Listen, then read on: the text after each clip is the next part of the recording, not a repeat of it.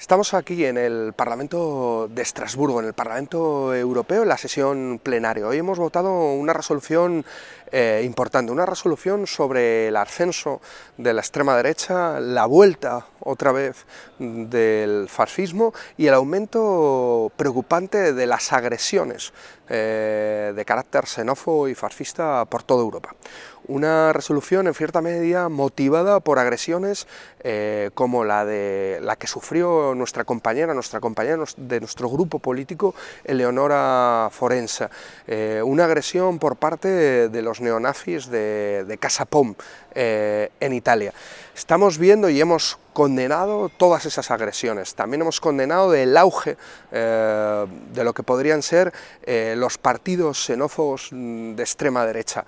Algunos partidos se han negado a reconocer la implicación que tiene fundaciones como la Fundación Francisco Franco en el auge de esta extrema derecha en Europa, de cómo la impunidad de la que goza todavía dictaduras fascistas como la de Franco y el franquismo en nuestro país hace que todo esto también sea en cierta medida un caldo de cultivo para el resurgir de los fantasmas que teóricamente eran del pasado y por desgracia ahora están muy presentes. Pero para nosotros es un poco también, ¿por qué no decirlo?, paradójico, o por qué no decirlo más claramente, una tomadura de pelo, que nos rasguemos las vestiduras con el auge de estos fascismos cuando, en gran medida, la gran coalición que gobierna la Unión Europea, esa gran coalición que ha aplicado la austeridad con mano de hierro en Europa, está detrás de la gasolina política que tiene o que ha dado para el auge de estas opciones de extrema derecha. Cómo la austeridad se ha convertido en un elemento clave para el aumento de estos partidos, para el aumento de estas agresiones y para el aumento de esta movilización de estos nuevos posfascismos.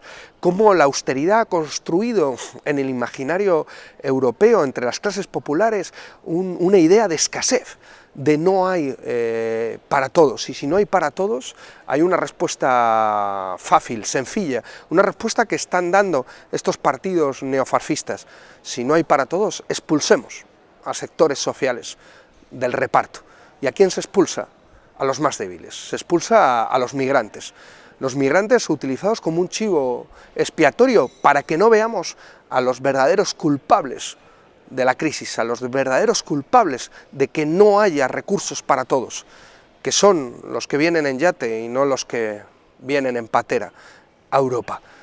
Por eso es tan importante señalar que al final las políticas neoliberales, esas políticas de austeridad, son la otra cara de la moneda de las políticas xenófobas, de las políticas racistas que están emprendiendo gobiernos como el italiano, como el húngaro o como el polaco. Y también hay que decir una cuestión muy importante: esta lógica de guerra entre el último y el penúltimo por esos recursos escasos que generan las políticas neoliberales de austeridad, esas políticas que en vez de combatir la pobreza, lo que hacen realmente es combatir a los pobres, no solo están degradando los derechos de las personas migrantes, están atacando, están degradando nuestros derechos, todos los derechos, porque la lucha por los derechos de las personas migrantes no es una lucha solidaria, sino es una lucha de apoyo mutuo, porque luchando por sus derechos estamos luchando por nuestros derechos, porque la gran pregunta que se está planteando en Europa realmente es quién tiene derecho a tener derechos en Europa. Nosotros lo tenemos claro: hay que defender los derechos de todas y de todos y hay que ampliar derechos, tenemos que pasar a la ofensiva. Esa es la mejor forma de combatir al fascismo, el auge del neofascismo en Europa. No solo hacen falta declaraciones, necesitamos dar un giro de 180 grados a las políticas de la Unión Europea y de sus instituciones. Ayer vimos cómo tiraban abajo los presupuestos italianos. Vimos cómo no se amonestaba a Italia por cerrar puertos o por cerrar fronteras de forma ilegal, o por acometer políticas que vulneran los derechos humanos y que convierten al Mediterráneo en la mayor fosa común del mundo, pero sí veíamos que se les sancionaba, que se retiraba su presupuesto porque cuestionaban el techo de gasto europeo. Y aún así nos preocupamos, nos rasgamos las vestiduras porque aumente la extrema derecha, aumente el apoyo popular a la extrema derecha. Es fundamental darle la vuelta a Europa. Es fundamental combatir a esas dos caras de una misma moneda. No tener que elegir entre Macron o Le Pen, entre Merkel o Salvini. Hay un camino alternativo. La mejor forma de volver a levantar la consigna de no pasarán es construir una Europa diferente, construir un horizonte internacionalista solidario de las clases populares que no deje atrás a nadie. No podemos expulsar a nadie del reparto por los recursos. Tenemos que cuestionar el reparto.